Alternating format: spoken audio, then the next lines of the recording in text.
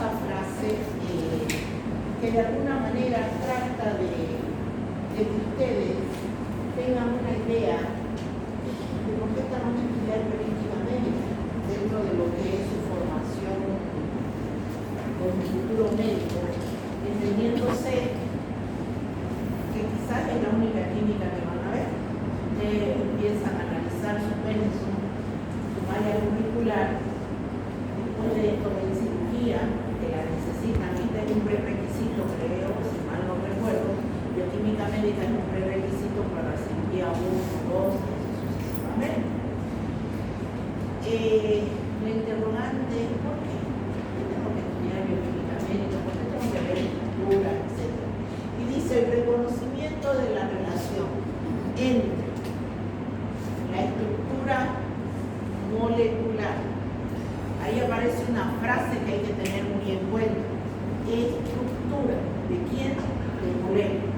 Cuando a mí me hablan de estructura, tengo que pensar lamentablemente, por ejemplo, en una proteína que responde a una dada estructura química, un hidrato de carbono, un ácido nucleico, etc. Es el reconocimiento de la relación que puede existir entre la estructura de esos compuestos químicos y la función celular. ¿Cuál es la unidad básica estructural de todo ser vivo? La célula. La relación de esas estructuras componentes va a tener que ver mucho con la funcionalidad de la célula.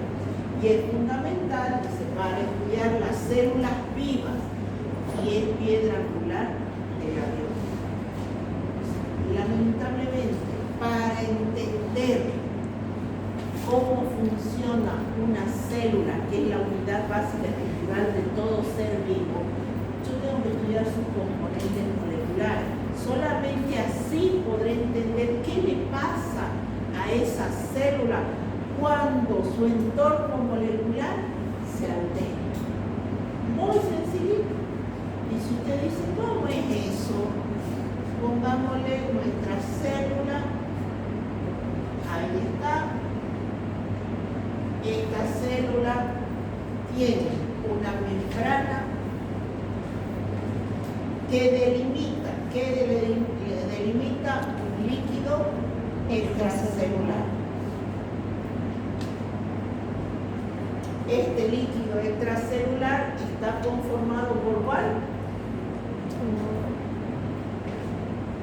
Intersticial e intravascular. Y aquí adentro que tenemos el líquido intracelular. Y hay uno más que habla. ¿Cuál es? El transcelular. Es el espacio que ocupan ciertos líquidos que están delimitados por un epitelio.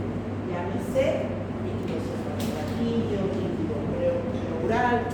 Ahí está ese espacio transcelular. Entonces, tengo mi célula, líquido intracelular, líquido extracelular. Y esa es la unidad básica estructural de todo ser vivo. ¿Qué hay en el líquido extracelular? ¿Qué encontramos? ¿Qué se imaginan ustedes que puede haber en el líquido extracelular? Todo lo que rodea la célula. Lo que rodea la célula está el intersticial y el intravascular. ¿Qué podemos encontrar? ¿Qué creen ustedes que hay alrededor de toda la célula? ¿Agua? ¿Hay agua? ¿Hay agua? Somos 60% de agua. Yo puedo encontrar en el líquido extracelular, encuentro agua, encuentro bicarbonato, sodio, ion sodio en realidad, ion sodio. ¿Qué más encuentro? Puedo encontrar una pequeña cantidad de proteínas. ¿Qué más puedo encontrar en el líquido extracelular? Potasio también, sí, pequeña cantidad, pero encuentro ion, potasio, etc. Bueno, sin contar que si yo hablo del intravascular, hay glucosa también, y adentro también glucosa. En el intracelular, ¿qué encuentro? potasio en alta cantidad, magnesio, proteínas, agua, o lo que vienen a ser electrolitos, etc. Dentro de la célula. Para que una célula pueda vivir, pueda estar en un medio, no necesita mantener constante sus valores. Valores que hay, por ejemplo, cuando a mí me dicen potasio, el ion potasio, se habla que la concentración de líquido extracelular puede ser entre 3.5 a 5.5 milequivalentes por litro. Si a mí me dicen el ion sodio, yo voy a tener 135 a 145 milequivalentes por litro.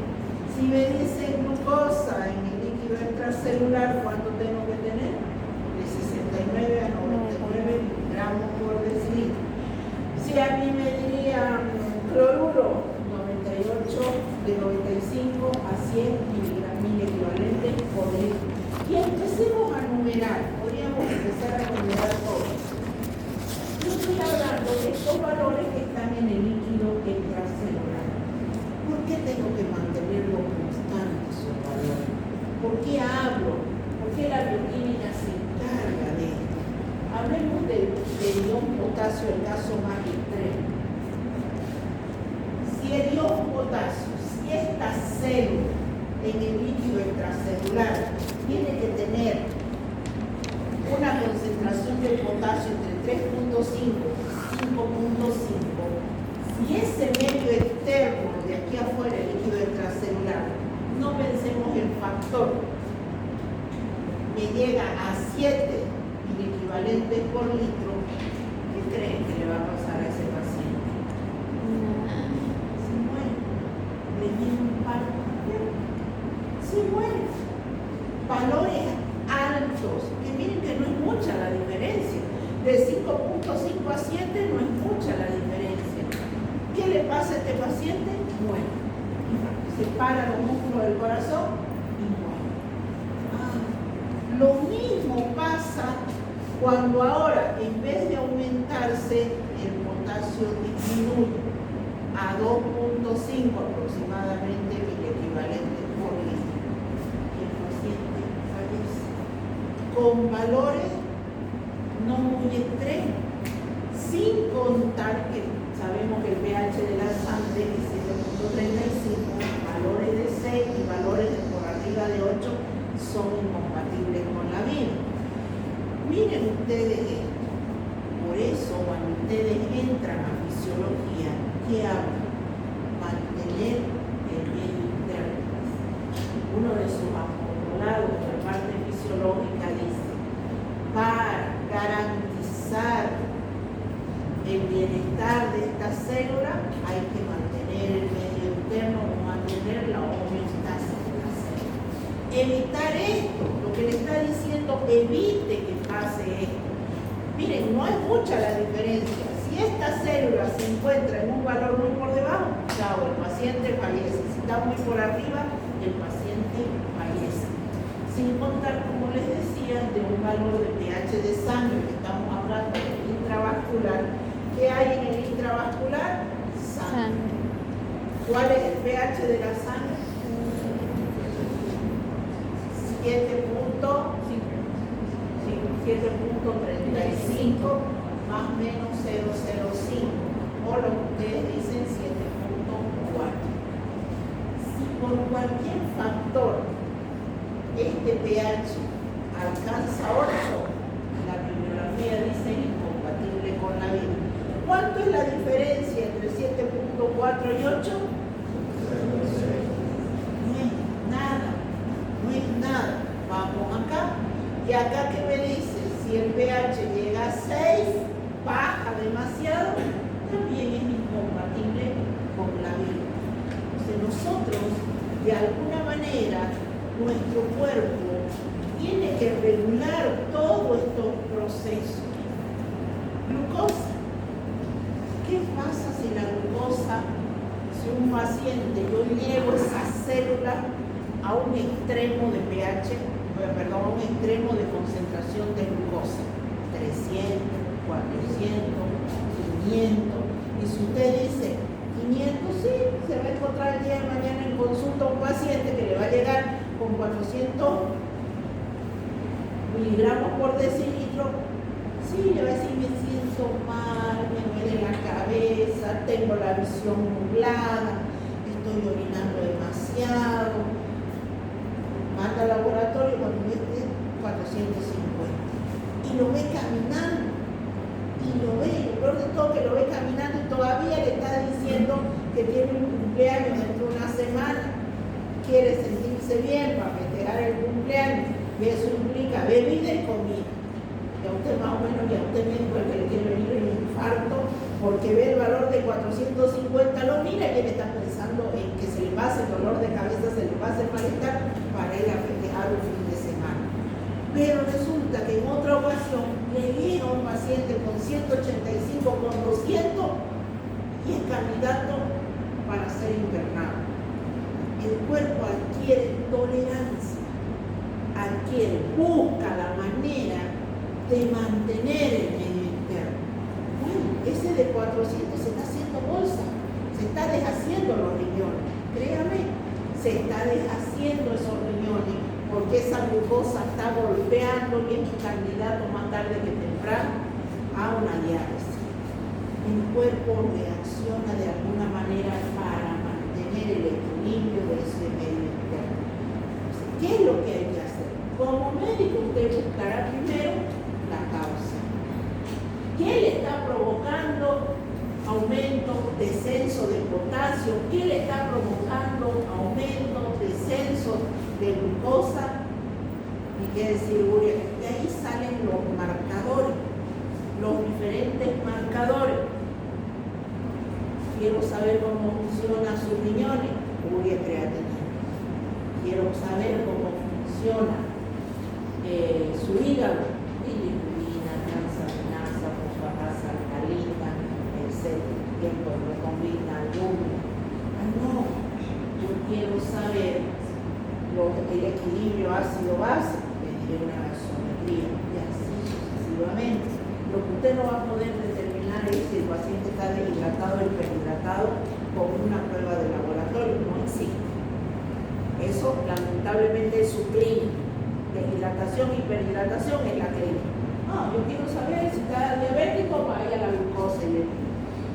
Hay que mantener. Si usted ve una alteración, bueno, busque la causa. Ahora viene la otra parte. A veces no hay alteración y hay una patología. Le sale todo esto porque el cuerpo que hace trata de compensar. Y en algunos casos lo compensa a expensa de. Entonces usted tiene un paciente, por ejemplo, con una esteatosis ya ha superado el grado 2, está por grado 3, que es candidato a una cirrosis, y resulta que su función, su perfil hepático está dentro de los rangos. Y usted ve ese laboratorio y dice, no se visualiza nada que llame la atención, nada normal. Le manda a hacer una ecografía y salta ese hígado cubierto de grasa. Cubierto. Y en algunos casos ya hay hasta fibrosis. Ya no hay vuelta atrás. Ahí no es que haga dieta, todo y es candidato a una cirrosis. En esos casos, por eso, no solamente su diagnóstico se va a basar en el análisis de laboratorio. Usted diga, perfil hepático, función hepática, todo perfecto. Y el paciente, como algo, me duele aquí, no dice con cambio derecho, me duele aquí, me duele hasta aquí. Lo palpa usted, siente agrandamiento, siente que algo no está bien. Pide los laboratorios, pide una ecografía. Los laboratorios le salen dentro del rango. Ligeramente elevado, nada sospechoso. Teóricamente usted diría, aquí no hay nada en mi paciente, pero su clínica le está gritando algo. El cuerpo ha tratado de compensar. Saca la ecografía, llega la ecografía, tremendo hígado, puente, y hay una consecuencia. ¿Estamos de acuerdo? Entonces, la bioquímica trata de alguna manera de darle respuesta, de ayudar, de contribuir a través del conocimiento de los compuestos químicos que hacen posible que las células vivan. Entonces nos acordamos que toda célula, unidad básica estructural, tiene un líquido extracelular conformado por el intersticial. ¿Qué es el líquido intersticial? Entre las células. ¿Ah? El líquido que está entre las células. El líquido que está entre las células. Este es el líquido intersticial. Y el intravascular En el sistema vascular. son los capilares. Por acá circula la sangre. ¿Y qué lleva la sangre? Eritrocitos. ¿Qué hace la sangre? El oxígeno. ¿Somos organismos aeróbicos? Somos organismos aeróbicos. ¿O no? ¿Qué significa aeróbico? Necesitamos oxígeno para poder vivir. ¿Qué más lleva? Nutrientes. Lleva nutrientes. A ver, pensemos en lo siguiente. Sus células, sigamos con el hígado. Nuestras células hepáticas, ¿qué necesitan para vivir? Energía. Nuestras células renales, ¿qué necesitan para vivir? Energía y oxígeno, obviamente. ¿Quién le lleva? Se mueven las células hepáticas o renales, caminan a la altura de los pulmones, toman el oxígeno y vuelven a su lugar. No, ellas están ahí esperando 24 horas, 7 días a la semana que me llegue el oxígeno y que me lleguen los nutrientes. Bien, estos llegarán y harán posible que mi célula cumpla todas las condiciones y pueda. ¿Cómo hago? ¿Cómo hace ese proceso? Con difusión, simple difusión, entre uno de los pasos más sencillos, simple difusión. Hay un equilibrio entre lo que entra y lo que sale. Por ejemplo, mi sangre lleva los glóbulos rojos. Los glóbulos rojos tienen la hemoglobina. La hemoglobina está unida al oxígeno. En el momento que este oxígeno se entrega a la célula, ¿qué entrega a la célula? Dióxido de carbono. Y mi sangre arterial se convierte en sangre venosa. ¿Qué entrego además? Entrego nutrientes para que mi célula tenga energía y pueda vivir. ¿Qué devuelvo a la sangre? ¿Qué estoy devolviendo? Elementos tóxicos, elementos de desecho. Y vamos manteniendo ese equilibrio.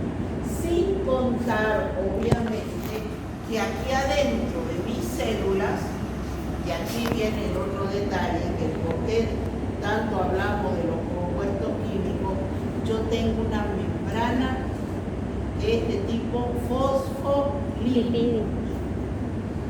¿Es rígida o fluida? Fluida. A ver, usted ha visto histología, citología y todo lo demás. Es fluida. Es Fluida. Nosotros la dibujamos como algo duro, pero no es fluido, se mueve. Es una doble capa lipídica donde la parte polar está orientada hacia afuera y la parte apolar hacia el centro. Eso me está diciendo que afuera y adentro hay agua. Pero si yo tengo compuestos que no tienen afinidad o le es imposible atravesar esa doble capa lipídica, ¿qué aparece? Proteínas. Las proteínas forman canales que me permiten la entrada de fotones, de elementos, etc. Esas son las proteínas yuxtapuestas o las proteínas periféricas que llaman. Y esta, a su vez, hay otras proteínas aquí que se unen, que tienen actividad de marcadores, etc. Y sumado a todo esto, ¿qué aparecen por aquí? Hidratos de carbono, que forman forman glucoproteínas, glucolípidos, que me sirven para reconocimiento entre célula y célula. ¿Y aquí adentro qué hay? Organismo. En un lugar fluido, aquí está mi núcleo, está mi ADN, y finalmente, ¿qué estoy hablando? Compuesto químico, estructura molecular. Hoy en día, la medicina ya no es la típica medicina tradicional que tenemos, la medicina ortomolecular, donde ya les interesa, a más de solamente la clínica. Hay muchos médicos que hacen la medicina ortomolecular más, es más, la escuela de posgrado de aquí de la facultad lanza como especialidad una maestría en medicina ortomolecular. ¿Y qué es lo que estudian? Todos estos procesos metabólicos y sus alteraciones. ¿Pero qué dice la medicina ortomolecular? La medicina ortomolecular le habla de tres cosas: entorno, cuerpo y mente. Estudia las tres cosas. Usted dice, ¿cómo es eso? Habla, por ejemplo, de la patología. Supongamos, una mujer descubre que su marido le es infiel. Eso le causa frustración, depresión, ansiedad. Y de repente se manifiesta un estrés, úlcera. Se manifiesta con un desequilibrio hidroelectrolítico.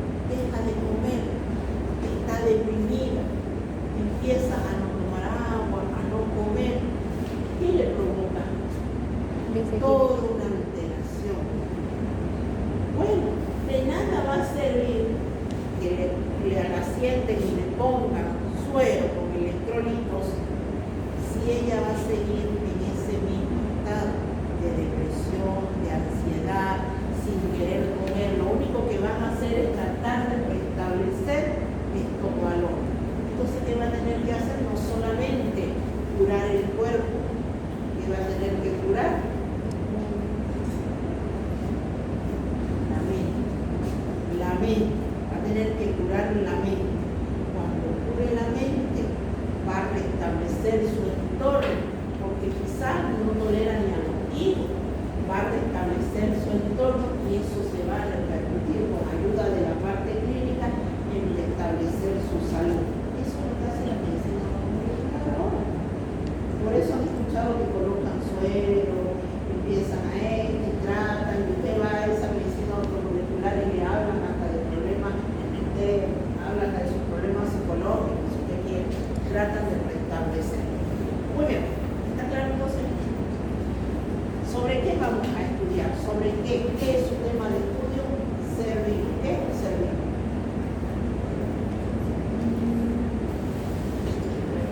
Ya vimos la unidad básica estructural de todo ser vivo, la célula. La bioquímica estudia la estructura molecular de toda esa célula, hemos visto todos los componentes a grosso modo. Vamos al siguiente punto. ¿Qué es un ser vivo? Nos enseñaron en el colegio, nos enseñaron desde lo más básico. ¿Qué es un ser vivo? Porque ¿cuál es el tema de estudio de ustedes? ¿Un ser vivo? Bueno, ¿qué es un ser vivo? Organismo ¿Qué me multicelular. enseñaron? Organismo multicelular. Estudian paredes ustedes. Organismo multicelular. Ya, esas son sus características. Dice, un ser vivo es aquel que es capaz, dice, de alimentarse, de qué más, de reproducirse. Un organismo multicelular. Ya, en un organismo multicelular, está bien, acabamos de decir, que eso se traduce en ser una estructura compleja. ¿Somos complejos? Sí. Seguro que sí. Somos pluricelulares, una estructura compleja. Formado por moléculas inanimadas que cumplen las mismas leyes físico-químicas de la materia inerte.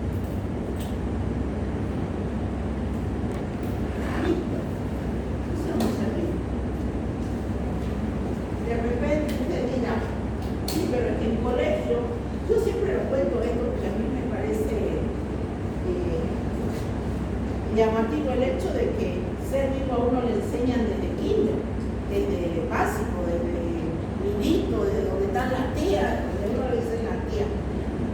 Nunca me voy a olvidar que mi hijo mayor tiene 23 años y él iba a la guardería desde que tenía 1 año y medio, que yo siempre he trabajado, entonces iba y eso es esa mala madre, no es que llegaba a la guardería, se lo dejo, ya vengo, decía, y volvía como a la 1 de la tarde y vino ahí a volar con la tía, esperando que la madre llegue y la recoja.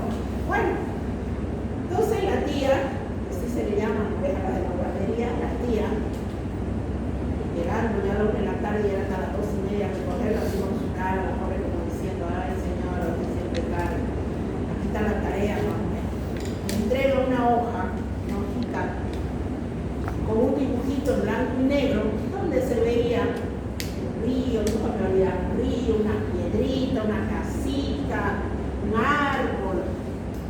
Y ahí abajo la consigna decía, pintar a los seres vivos.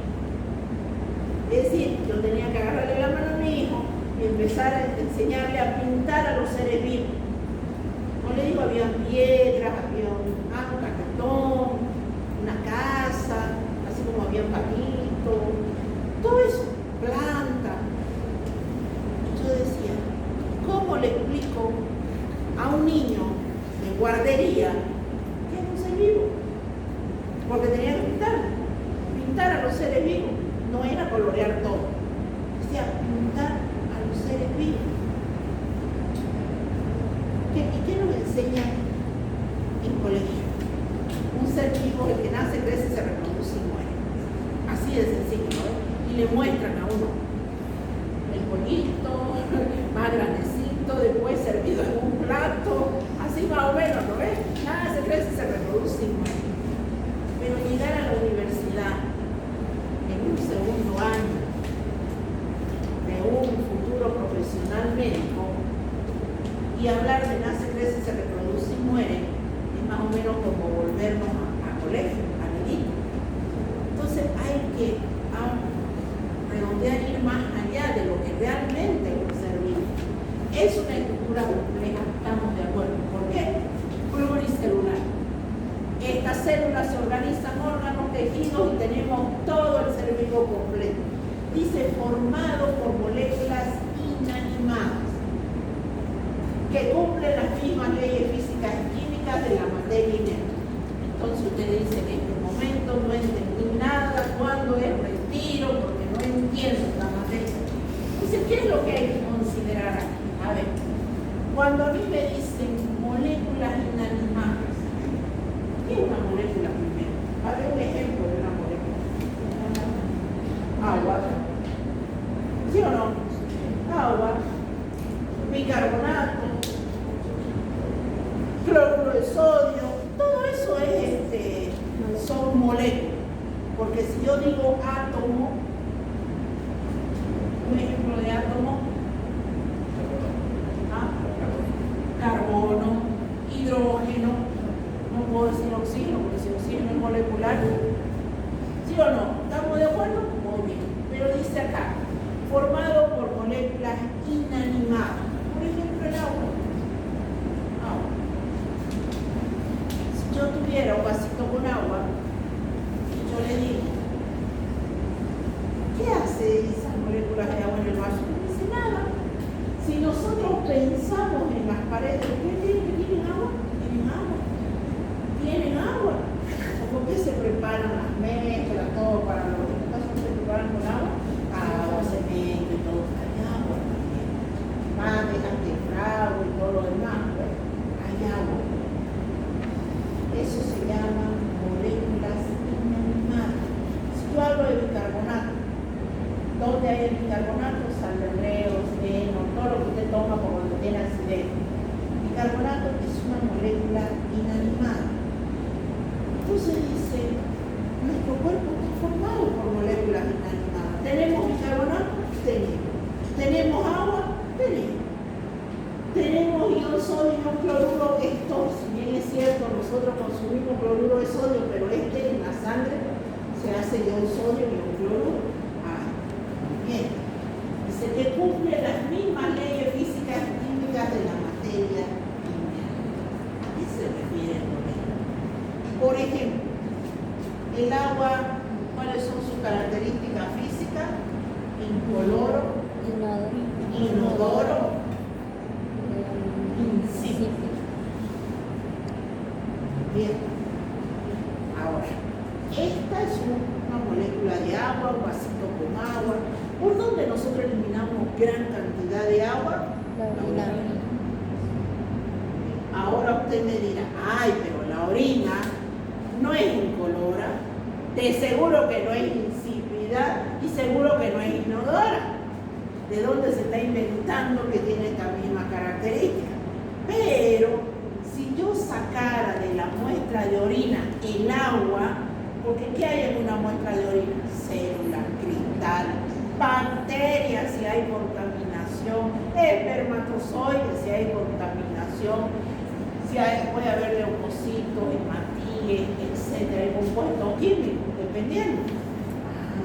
Si yo le saco todo eso, y obviamente agua en gran cantidad, si yo filtrara, si yo destilara esa muestra de orina y aislara las moléculas de agua de aquí,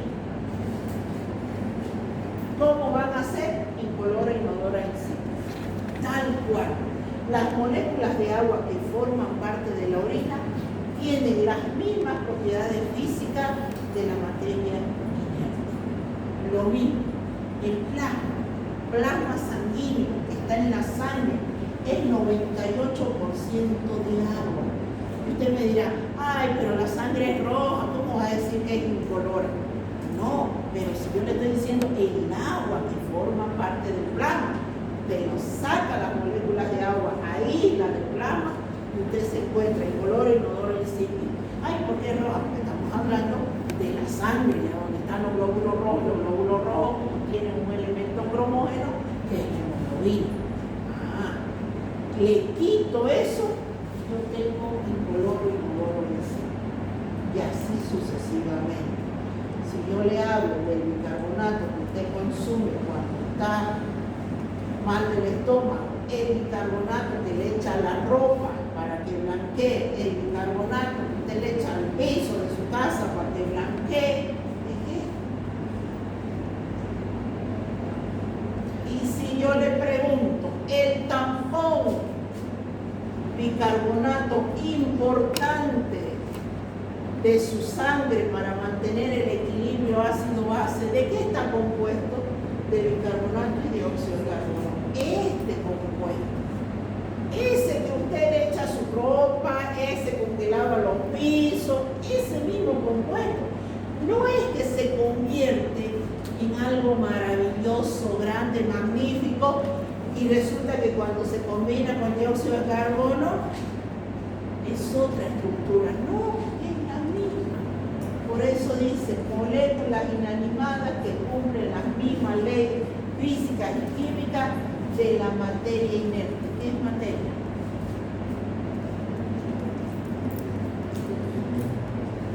¿Qué es materia?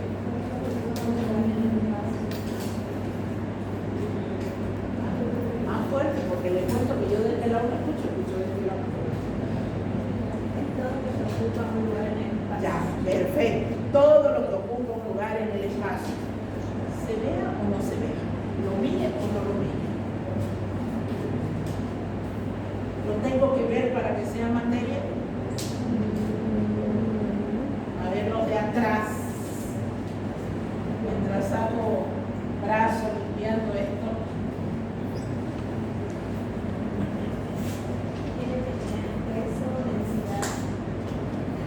Ocupa lugar en el espacio. Eso. Ya. Cuidado con la densidad. Solté el brazo y lo limpió. ¿Tengo que verlo para que sea materia o no? Esto es materia, sí. Esto es materia, sí. Esto es materia, sí. ustedes son materia, sí.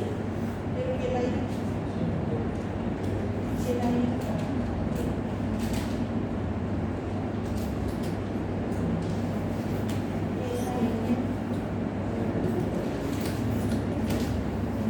Yo le decía, ¿esta es materia? Sí. Me dice, ¿esta es materia? Sí. Si yo no es materia, sí. ¿Y el aire?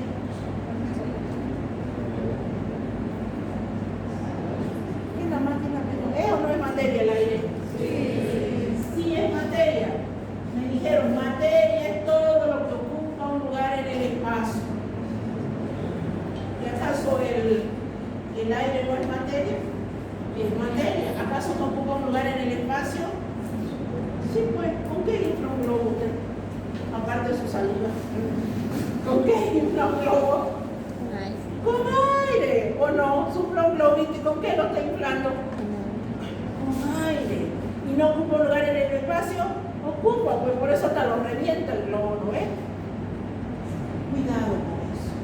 Muchas veces nosotros tenemos la idea preconcebida, errada, de que materia es todo lo que yo lo miro. Materia es esto, porque lo veo. Y nos olvidamos de algo. Los átomos no los vemos. Un átomo, usted no puede ver un átomo si yo hablo de agua como tal, es la suma de 3 átomos. Si yo hablo del oxígeno como tal, usted no lo ve. Es más, usted ve el conjunto de moléculas de agua, el conjunto, pero una molécula sola no la ve. Y ni qué decir si yo le digo esto usted no lo ve. No lo ve el ozono, pero existe, es materia, ocupa, o si no, para que usted lo entienda mejor. ¿Se acuerda de la tabla periódica esa que le daban en el colegio? Esa que la odiaba y que la utilizaba para voltearse. Esa tabla periódica donde aparecen los átomos o elementos. ¿Y qué dice por ahí? Peso atómico. Peso atómico. ¿Y el peso de dónde aparece? ¿De la nada? No, pues. Ocupa un lugar en el espacio. Y todos esos compuestos químicos están en su cuerpo. Son materia, forman moléculas inanimadas, cumplen las mismas leyes físicas y químicas de la materia inerte. ¿A qué nos estamos refiriendo? Esa molécula de agua que está en las paredes, bueno, están en mi cuerpo. Igual, materia viva y materia inerte. ¿Cuáles son entonces ahora las características de los seres vivos?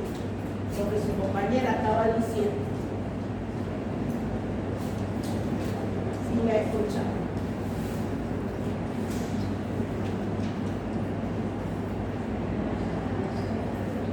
Bien. Estructura compleja, alto grado de organización.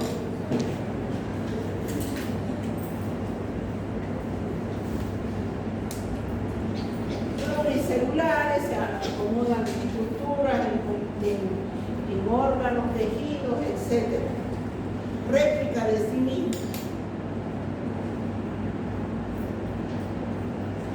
¿Acaso no es la herencia?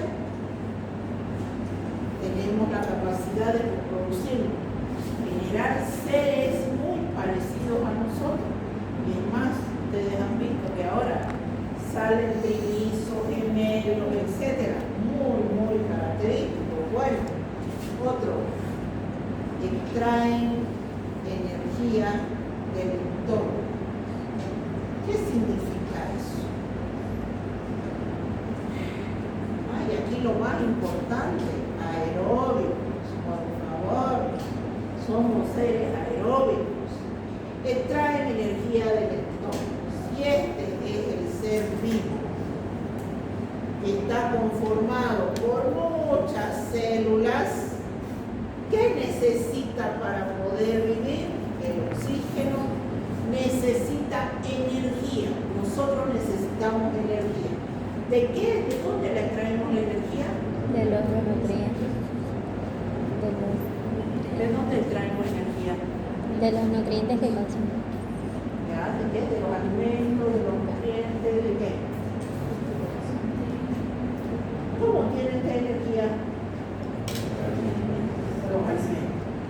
pregunto, ¿todos los alimentos son energéticos? No. No todos los alimentos son energéticos, porque no todos los alimentos contienen nutrientes calóricos. Entonces aquí están los nutrientes.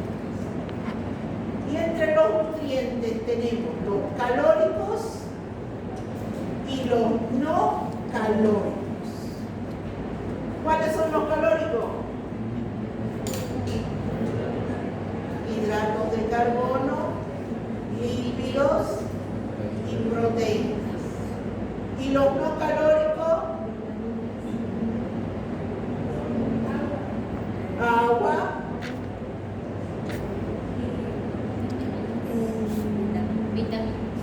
vitaminas y minerales. Y hay algo que es no nutriente y nos da calorías. ¿Quién?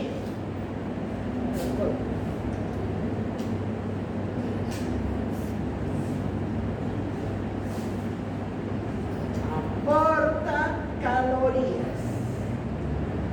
¿Quién es? El alcohol. Para los que hacen viernes, jueves, aporta 7 kilocalorías. Es un no nutriente, pero es altamente calórico. Entonces, mi cuerpo, para tener energía, tiene que consumir alimentos calóricos, hidratos de carbono, lípidos y proteínas. Pero eso no quiere decir que no me haga falta los no calóricos, como el agua, como las vitaminas y los minerales. Y obviamente que lamentablemente tenemos el no nutriente, pero altamente calórico, el alcohol. Por cada gramo de hidrato de carbono que consumo, le doy a mi cuerpo 4.2, 4.3 kilocalorías. Por cada gramo de lípido, 9 kilocalorías. Y por cada gramo de proteína, 4.1 kilocalorías. Ustedes han visto que se ha invertido la pirámide, ¿no? Alimenticia. Estamos completamente, ahora le están dando mucha prioridad más a los